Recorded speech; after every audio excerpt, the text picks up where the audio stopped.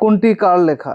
রানী খালের সাঁকো, নীল অপরাজিতা, দোলন চাপা, নৌকাডুবি, বোবা কাহিনী, অক্টোপাস, মনোজীবন, রায় নন্দিনী, প্রেমের কবিতা, পল্লী সমাজ, ঘর ভাঙ্গা ঘর, একাত্তরের বর্ণমালা, রাজা যায় রাজা আসে।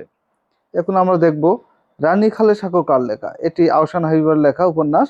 নীল অপরাজিতা এটি হুমায়ুন আহমেদের।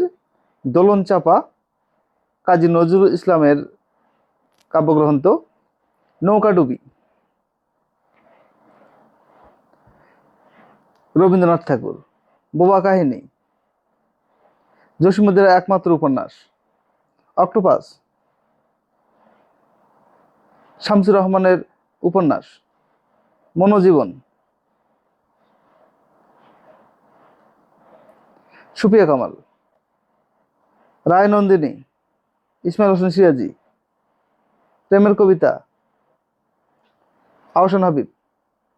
পল্লী সমাজ শরৎচন্দ্র চট্টোপাধ্যায়। ঘর ভাঙ্গা ঘর রিজিয়া রহমান। একাত্তরের বর্ণমালা এম আর আক্তার মুকুল। রাজা যায় রাজা আসে আবুল হাসান। ধন্যবাদ।